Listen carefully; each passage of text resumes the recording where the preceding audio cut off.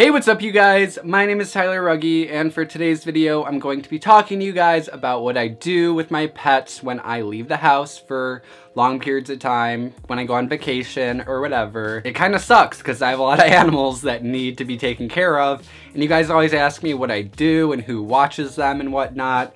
So I thought I would make this video to talk to you guys about how I prepare for being away from home and how I get my animals taken care of while I'm gone. So without further ado, let's just get straight into this video. Now, obviously, the number one thing you have to do is find someone to watch your animals, whether you only have a dog or if you're like me and you have like 30 plus things that need looking after. You need to find someone who's willing to look after everything, and that is where today's video sponsor comes into place. This video is sponsored by Rover. Rover is a website and is also an app that you can get on your phone, and it's a really good resource for finding someone to pet sit for you. And basically the way it works is there's a bunch of pet sitters on Rover, and you can search for one in your area and send them a request, and you can have kind of like a interview meet up with them where they can kind of come in and meet your animals and talk to them about it and get to know them, and then you can decide to hire them. So basically on Rover, mainly it's for people who want someone to watch their dog or cat, but there are also a lot of people on Rover who are comfortable with watching other animals like reptiles and fish and birds and whatever else you might have. And if you use the link down below, rover.com/TylerRugge, and you make an account through there,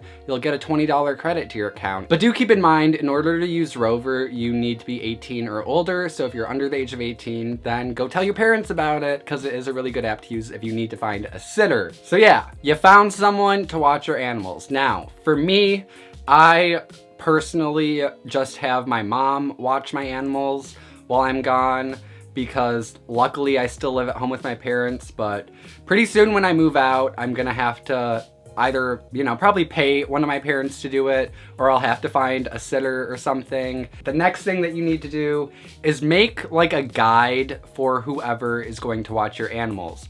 So I like to just type everything out and print it on a piece of paper and leave it out, so that in my case, my mom has a guide of everything that she would possibly need to know, and I have it right here. It's just double-sided, which doesn't seem too long, but there honestly isn't a whole lot that has to be done while I'm gone, because I do a lot of work before I leave to make sure that my pets need the least amount of maintenance possible while I'm not home. So yeah, make some kind of checklist or guide to kind of give your pet sitter an idea of what they need to do while you're away so they don't forget anything, because even if you just have a dog or just a cat or whatever, you're still gonna wanna do this just because sometimes it's hard to remember. And obviously for me, I need to make like an in-depth guide because I have so many animals. The next thing I do, and this is something I do usually like the day before I leave, is I clean any enclosures that are due to be cleaned.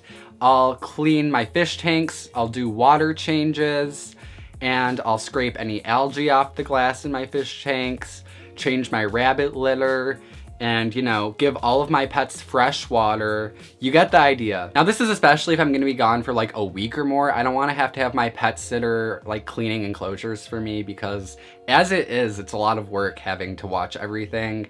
So I just like to have everything be clean when I leave, and then when I come back, I can just kind of clean everything again or do whatever I need to do. Obviously, I feed anything that needs to be fed before I leave. Now, I'll usually feed all of my snakes the day I leave, and I'll also feed all of my tarantulas the day I leave, because my snakes and my tarantulas only eat about once a week. My tarantulas, sometimes I'll feed them, 2 or 3 times a week, like especially the babies. But my snakes and tarantulas are fine for a week without food if I feed them before I leave. So I like to just feed them all so that my pet sitter does not have to feed my snakes or feed my tarantulas, because most people don't want to do that because those are like the least desirable animals I have for a lot of people. And also I just want to, again, leave my pet sitter with the least amount of work possible. So obviously if I'm gone for like a week or more, I'll still have to have my pet sitter give everyone fresh water. It's a lot less work if they don't have to worry about feeding everything. So I like to feed my snakes and feed my tarantulas, especially the day I leave, but I'll also feed everything else right before I leave just so everyone's good to go for that day. And then last but not least, you wanna just make sure everything is ready when you leave, and you wanna make sure everything's accessible and out for your pet sitter so that they don't have to go through everything looking for stuff. So I like to just set everything out so that everything's out, nothing's in my drawers or cabinets or anything like that. Everything's just sitting out. Also, I wanted to mention all of my lights pretty much are on timers. So my mom doesn't really need to worry about waking up and like turning on lights and then turning things off. I only have a couple things that aren't on timers, but pretty much all of my lights are on timers. And I also have an automatic misting system. I use the Exoterra, what's it called?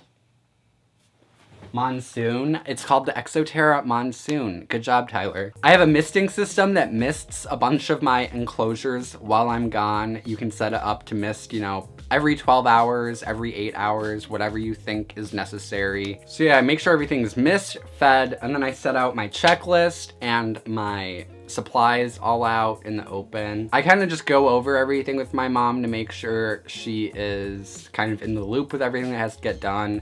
She's done it a ton of times for me.